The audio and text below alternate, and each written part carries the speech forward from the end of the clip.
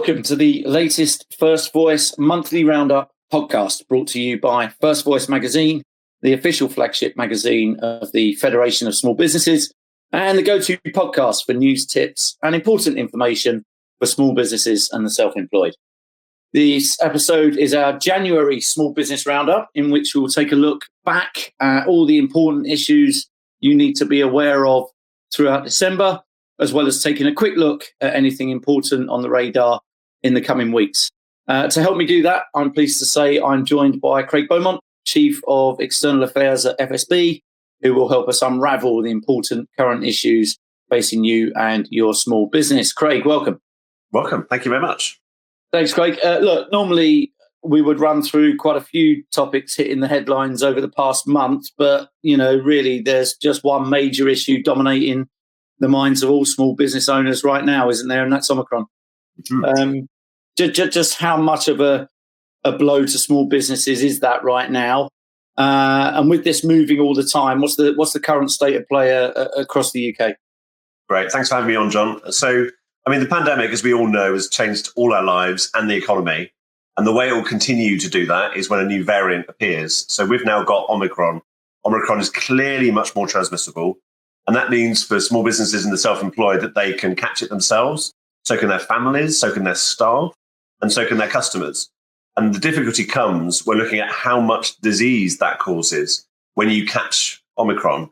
And then finally, of course, there's a risk of serious disease, going to hospital, and of course, death as well at the end. And that's the bit that no one really knows. There's always a lag in the phases between catching a disease, testing positive, feeling ill, getting serious disease, going to hospital, and then even worse. So for small businesses, we're seeing the impact right now of the rocketing case numbers. So 2% of the population right now has COVID. And we're seeing that as small business owners and their workforce get affected by sickness or self-isolation, the need to go into self-isolation to protect everyone. And this is getting worse. So we think you may see 1 million people across the country sick or self-isolating by the new year. And that has an impact in all sorts of directions. One of them is on customers. So people see COVID rising and they start to change their behavior. We started to see cancellations, especially in hospitality, basically people gathering, normally bigger groups gathering in a smaller space, parties, Christmas lunches. Then as Plan B arrived, which was a set of extra conditions in England, we saw the working from home order come in, which moved activity away from urban centres. So small businesses right in the centre of cities, some towns as well. And then when the Chief Medical Officer, Chris Whitty, started using language about please prioritise your social contact, and then said, obviously, that means to deprioritise others, you saw more groups cancelling, medium-sized groups then, and then small groups cancelling. Suddenly, hospitality is now down 40% of the trade on a key, it's almost called the golden quarter, a key month of December for this sector is December. So you can often see 20-25% of a year's trade in December, and suddenly they're facing a 2 billion loss in that sector. Pubs have not served £400 million worth of pints they expected to have served by now. So across the government, you've got obviously different views within the UK government, but you've also got different governments as well. So public health is a devolved issue, which means that in Wales, for example, and in Scotland, they've brought in new restrictions ahead of England. They are more inclined to do that. It's what they believe in. And that reflects devolution, of course. So you see restrictions, shutting down nightclubs, removing spectators from sports events in Wales. And in Scotland, they've just announced the return of social distancing, i.e., you go to a hospitality venue, you'll be sat down, table service, and distancing. So capacity of people reduces. And in England, you've seen people in England move into line with some of those. So there is, if you're in England right now, you can look at what Scotland and Wales are going through, and it's likely what England will go through next. And then if you're in Scotland, Wales, Northern Ireland, you've got a Plan C options kind of coming out from the government quite a lot. So it's all change. And if you're a small business now, Omicron doesn't respect a border. So even though the governments are different, I think people are reacting in a similar way. You're seeing impact on the market and impact on the work. Yeah, some big and concerning numbers there. Decisions on public health for the UK and devolved governments and their scientists, really. But, what has FSB been talking to them about? What support has been made available so far? I know we had some announcements just yesterday. I mean, the evidence we presented comes from a couple of sources. One is all of our survey work. So all our members who fill in that a regular quarterly survey called the Small Business Index, it tells us how they're feeling, what they're doing. And we've just closed that. It was very, very well timed. And that will be released in full in the new year. But we've managed to kind of fast track some of those stats that show the impact on confidence and trade. And then we present those to show the government the economic impact of any of these restrictions. And that basically makes the case for, yes, the decision, you're right, is about public health. And that's absolutely right. We'd never get in the way of that.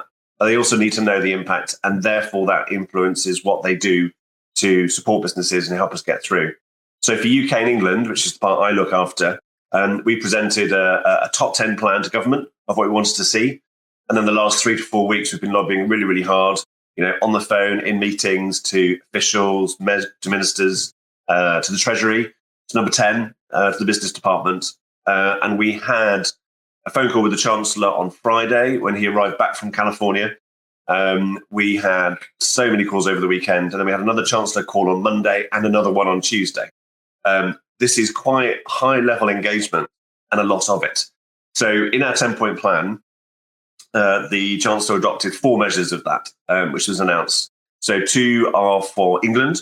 And of course, whenever they announce money for England, it generates through a formula an extra bit of money for the devolved nations on top of that, Scotland, Wales and Northern Ireland. And 2 are for the UK. And those 4 are, the UK, the 2 are reinstating the COVID SSP rebate. I know we'll talk about that. Really important on sick pay. Generosity for HMRC. So for those people who owe quarterly VAT payments or looking at their self-assessment or any tax bill really with HMRC must take a very generous approach to that.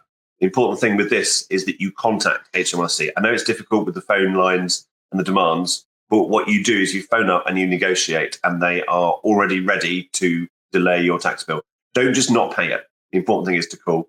And then for England, the 2 are a big hardship fund. So whilst Wales and Scotland created a hardship fund to support their hospitality sectors, in England, they've created a big one of about £683 million, which is very generous, which would lead to a £6,000 payment for eligible businesses. We're just working out the boundaries of this. It looks like it's hospitality and leisure.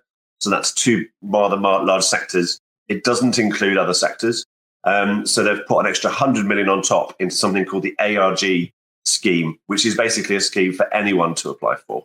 Now, that's quite a lot of money, but if you spread it thinly, because everyone gets a slice, it doesn't go that far. And we'll look at more of that, I think, as time goes on.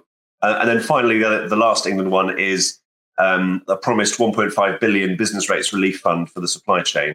They promised us this in March. It's taken a long time to get it negotiated, and they've just released the guidance to local authorities and a letter from Michael Gove to every local authority to get the money out. Now, it's the 22nd of December today, so this is very late. Will local authorities really be focused on this over Christmas? Not so sure. At the same time, we hope a lot of them will, and if not, there'll be a huge, huge push on this the week after Christmas and into the new year. Yeah, great stuff. Thank you. You mentioned the announcement of the sick pay rebate, which is, again, something that FSB proposed and has now been adopted. Why was that so important? And I guess, how will it work, and when will that come on stream? Yeah, it's arguably the most important one of all. So small employers tell us consistently that sick pay, they find it expensive. And when someone is off and the business is affected, it's quite hard to afford. So the sick pay rebate means that if a member of your staff falls sick or self-isolates, and they don't need to get a fit note for this is just they fall sick or they self-isolate, then the government will fund that sick pay for 14 days. Now, it's a legacy for COVID because they created, we asked them for this during COVID when it was really, really high, first wave, second wave, and they kept it going. It was a legacy for COVID, really. Then they curtailed that when COVID began to go down and sickness began to disappear. So this now comes back. And because it's a COVID legacy, it means they can switch it on instantly. So it came into force immediately yesterday. So if you're a small business owner and someone fell sick from yesterday, from right now, you know that no matter how busy things are, let's say you're a small business owner, you've got a team of 4 or 5, 3 or 4, maybe even all of your staff fall ill, because remember, it's very transmissible. You're sat there in your business trying to keep everything going on your own, which is very tough. And at least the one little bit of stress you don't have to worry about is the sick pay for each of those employees will come to you. And the way you do it is there'll be a website. It's very easy because we know, because it worked before. You pay the sick pay as normal, and then you apply for it back through this website, and it's really quick. So payment is fast, registration is easy. And I think with 1 million people sick or self-isolating shortly, I think you can imagine a number of small business owners will be able to use this. It is a really lovely bit of reassurance. It's not a huge amount of money, of course, but it's a reassurance. It's something you just don't have to worry about anymore. Yeah, one less thing to worry about. You mentioned that these government measures sort of amount to 4 from our your proposed wish list of 10. What else would FSB like to see government doing? What else are you lobbying for? Yeah, so for UK-wide stuff, we would like to see more on the VAT rate. So tourism and hospitality, it's currently 12.5%. It's normally 20, of course, like everyone else. It was reduced to 5 in the worst of the crisis, and now it's at 12.5, kind of halfway house. Now, we think that could be extended. It's due to expire in March, or you could move it down to 5%. And I think if things do get worse, that should be in the back pocket of the government. So we've made the case for that. There's lots of debate over furlough at the moment. Do you need to bring furlough back if you close the economy? And I think if you do go into a lockdown, I think the case, all the flagship schemes we had during COVID comes back, looking at furlough, looking at the self-employment income support scheme, looking at big major grant support. This is we got an extra 1 billion yesterday, and there's 1.5 billion coming through. And everyone's like, oh, that's nothing compared to 300 billion that's funded everything for the last 2 years. But I think they will need to look at bigger multi-billion pound schemes and including furlough. But one stop on the way to furlough is to bring back something called the job retention bonus, which was something they were considering to try to encourage small businesses to keep staff when it's really, really tough. So a small business, but let's go back to the same small business, 4 to 5 people, trade's been disrupted. They've lost their peak trading period in in December. They're looking at a slightly bleak January, to say the least. So what do they do? And the last thing a small business owner wants to do is get rid of a member of staff. Very final thing they'll do to keep the business going. But if there was a job retention bonus that said, if you keep this employee for an extra 4 weeks, and then you get a small payment to say, look, thank you for keeping this person on during a difficult period, then that would be a good thing. And the government did promise it, never brought it in on the basis that they extended furlough instead at that time. But there's almost like a halfway house. And some other things we're looking for are changes to debt. Loads of small businesses that we know are struggling with COVID debt. So we want extra help with bounce back loans, changing the repayment, holidays for those, more of those, and also extending that, all the pay-as-you-grow stuff, all the benefits around the bounce back loans to CBILS, the other COVID loan scheme. And then in England, there's a few other things as well. But basically what you're doing is you're taking our ideas for support that were, let's say, 3 weeks ago, because the market was depressed. We've made that bigger because of Plan B. We've now made it even bigger because it's very clear that the market is not just suppressed, it is on its way down. And then if you bring in restrictions, which the debate is all about now, will they bring restrictions for the new year? What about New Year's Eve? How do you change? If you're a business right now deciding, do I order supplies for my New Year's Eve celebrations? Very difficult decision. Very difficult decision. And I wouldn't want to be in that person's shoes. But if restrictions do come in, then the kind of program of help must expand. Everything is scalable. And I think that's what we're going to be looking at over the next week, straight after Christmas. Yeah, and as you say, Craig, that some of these announcements have only just been made.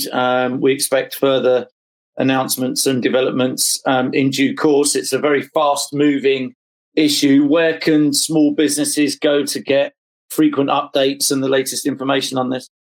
Well, FSB will be, as always, updating our COVID Hub on our website. That's probably the easiest place to go to. But we'll also be in the media, not just on the First Voice podcast, but on in the mainstream media and in the press, giving reaction. So you'll see us everywhere. You can also watch, our social media feeds. So on Instagram and on Twitter, where we'll be.